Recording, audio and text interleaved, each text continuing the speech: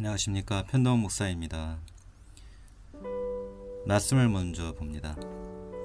모든 지킬 만한 것 중에 더욱 내 마음을 지키라. 생명의 근원이 이에서 남이니라.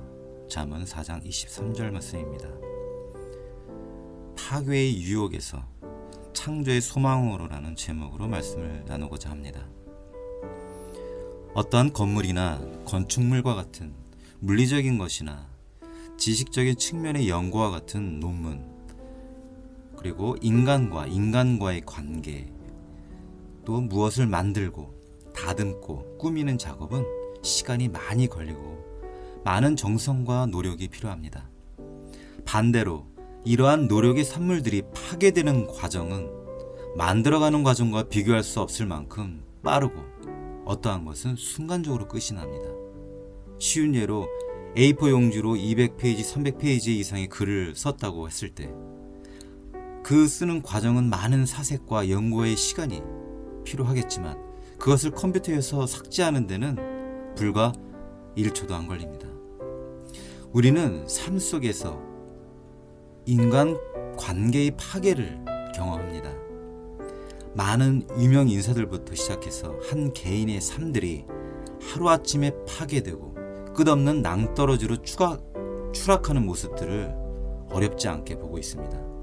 물론 전쟁과 폭동과 같은 인위적인 파괴 행위들도 있지만 오랜 세월 동안 쌓아온 업적, 평판, 지지와 사랑이 파괴되는 것들을 목도하고 있습니다. 이렇듯 창조는 인내와 시간이 필요하지만 파괴는 순간입니다. 가장 대표적인 파괴에 대한 예들을 세 가지 측면에서 들어보겠습니다. 첫 번째로 생각해 볼 것은 관계 속에서의 파괴입니다. 사소한 세상적인 문제로 인한 인간 관계의 파괴는 차치하고 가족과 같은 혈육 간에서도 관계의 파괴가 일어납니다. 관계 파괴의 첫 번째 모습은 부모에 대한 자녀의 불순종입니다. 부모의 훈계를 무시하고 자기 마음 가는 대로, 다시 말해서 정욕대로 살아가는 사람들은 가족 간의 관계를 파괴하는 동시에 자신의 삶 자체도 파괴하고 있습니다. 단지 자기 자신만이 그것을 모르고 살아가는 거죠. 두 번째로 자녀를 향한 부모로서의 의무를 다하지 않고 영과 육을 위한 건강한 양육의 부재로 인한 파괴입니다. 지혜롭지 못하고 이기적인 부모 밑에서 자라난 사람들은 많은 상처와 갈등을 안고 살아갑니다. 그들의 상처는 쉽사리 회복되지 않습니다. 이러한 가정에서 자라난 사람들은 이미 가정 안에서 부모와 자녀 간의 파괴를 경험하게 되는 것이죠. 세 번째로 부부 간의 파괴입니다. 자기 배우자를 사랑하고 소중히 여기지 않는 사람들이 있습니다. 사랑은 주지 않으면서 받기만을 원하고 서로 간에 든든한 방패막이 되어주지 않는 사람은 부부 간의 사랑과 신뢰를 파괴하는 사람입니다. 결국 이러한 가정에서의 파괴자들은 하나님과의 관계도 파괴하고 맙니다. 하나님과의 올바른 관계에 놓인 사람들은 가정에서 부모를 공경하고 그들의 훈계를 무시하지 않고 따르려 노력합니다. 부모들은 자녀를 사랑하게 그들을 위해서 희생하고 건강하고 바르게 자라나도록 최선을 다합니다. 부부간에는 어떻습니까? 서로가 싫어하는 행위들은 자제하고 서로에게 기쁨이 되도록 노력합니다. 무엇보다도 서로 아끼고 사랑합니다. 우리가 그리스도를 따른다는 것은 이러한 삶의 향기를 의미하는 것이기도 합니다. 사도 바울은 이렇게 고백합니다. 우리는 구원받는 자들에게나 망하는 자들에게나 하나님 앞에서 그리스도의 향기니 이 사람에게는 사망으로부터 사망에 이르는 냄새요 저 사람에게는 생명으로부터 생명에 이르는 냄새라. 누가 이 일을 감당하려. 고린도후서 2장 15절 말씀입니다. 두 번째로 생각할 부분은 하나님과의 관계의 파괴입니다. 이스라엘, 이 나라는 예수님께서 세상에 오시기 전 대략 720년 전에 북이스라엘이 파괴되었습니다. 아시리아라는 제국에 의해서죠. 그 584년 전에는 남유다가 파괴되었습니다. 분단된 두 나라가 파괴된 절대적인 이유는 다름 아닌 하나님께 대한 불순종이었습니다. 그들은 바알 및 다양한 우상들을 섬김으로써 그들을 이집트에서 구원하신 하나님을 배반했습니다. 그들이 그토록 원했던 왕들은 하나같이 하나님 앞에 범죄했습니다. 결국 솔로몬에 의해서 증축된 성전은 파괴되고 그들의 삶의 터전인 이스라엘을 떠나야 했습니다. 이 파괴는 단적으로 말해서 그들이 행한 불순종의 열매였습니다. 남유다는 조금 특이했습니다만 여러분들이 잘 아시는 선지자 예레미야에게 주신 하나님의 말씀을 신뢰하지 않았습니다. 그들은 바벨론에게 항복하고 그들의 죄악을 회개하고 근신함으로써 다시금 하나님과의 올바른 관계 회복을 했어야 함에도 불구하고 예레미야를 핍박하고 그들이 노예로 살았던 이집트를 신뢰했습니다. 결국 남유다의 마지막의 왕 시드기야는 그의 눈앞에서 아들이 죽임을 당하는 모습을 지켜본 후 두 눈이 뽑힌 채로 바벨론으로 끌려갔습니다. 하나님과의 관계를 파괴하면 벌어지는 것이 바로 삶의 터전이 파괴되는 것입니다. 이처럼 국가를 넘어서 한 개인의 인생에서도 하나님과의 관계를 회복하지 않는다면 그의 삶은 파괴되고 맙니다.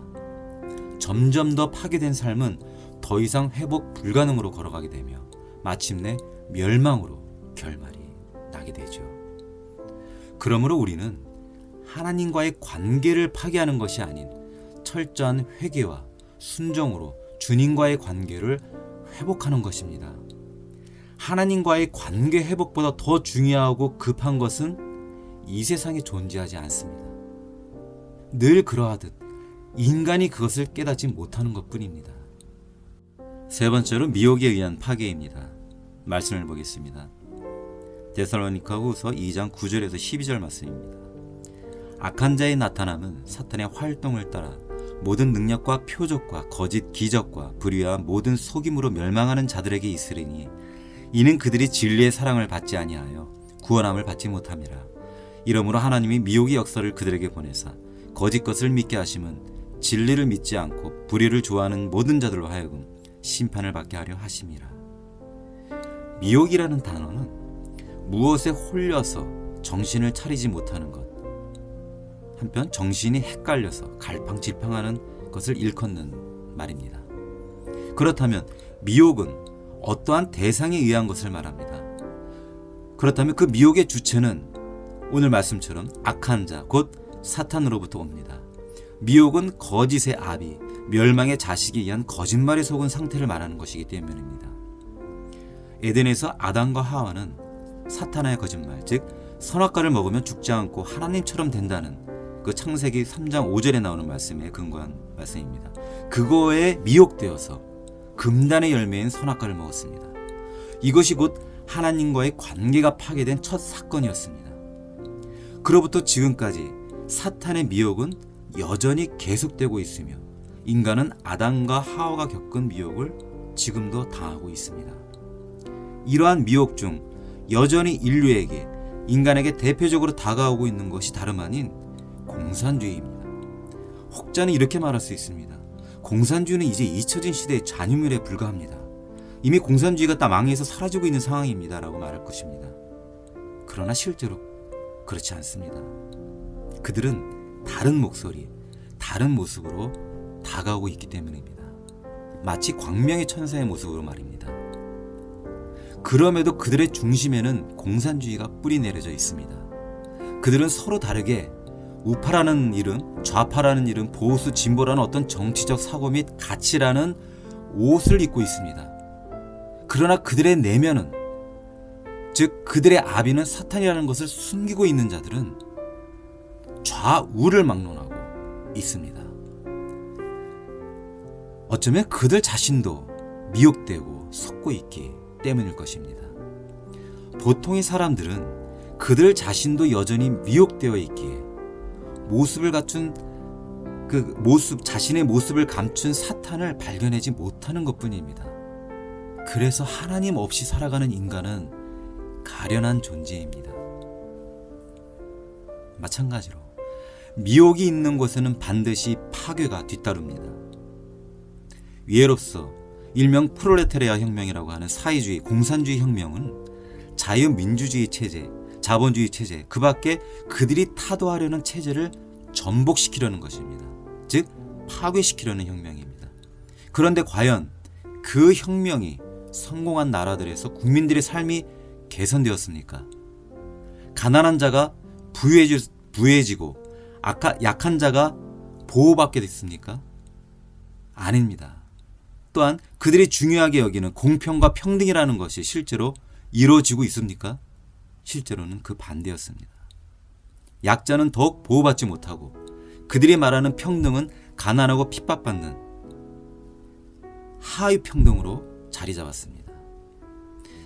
특권계층 외에는 신분 상승은 불가능했습니다. 그리고 독재자에 의한 폭정으로 사람들은 고통받았습니다.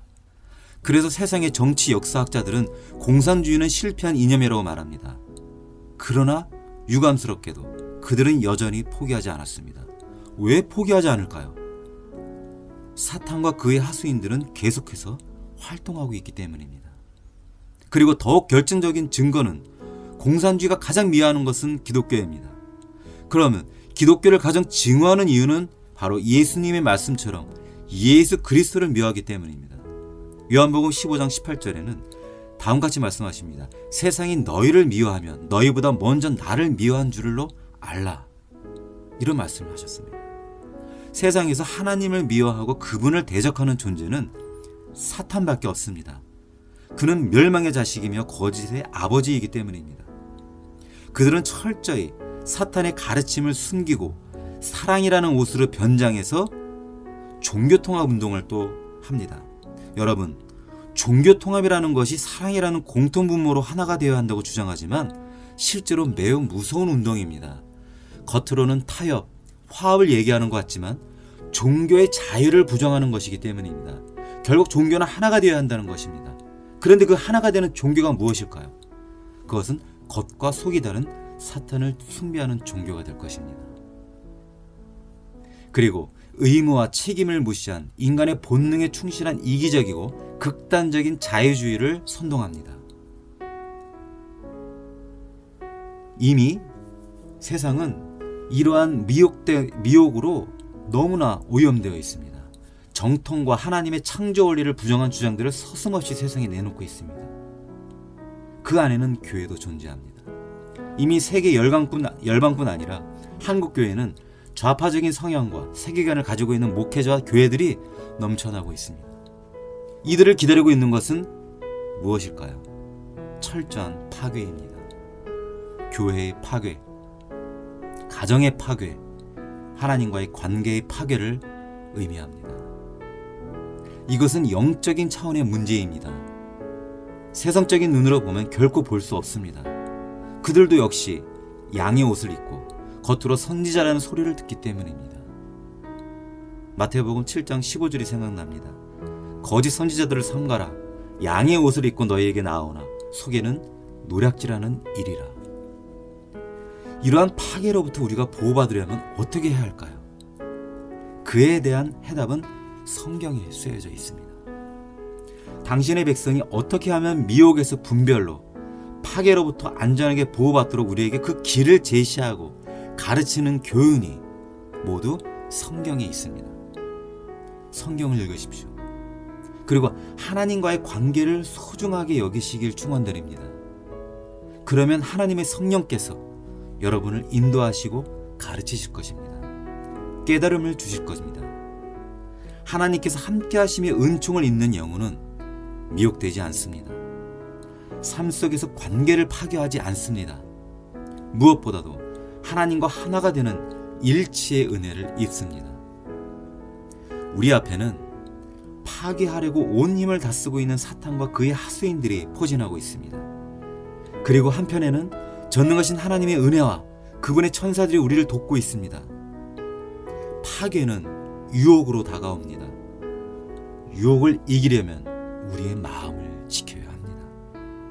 그 방법은 늘 하나님께 기도하며 그분께 온전히 나를 맡기는 것뿐입니다. 주 예수님의 이름으로 축복드립니다. 감사합니다.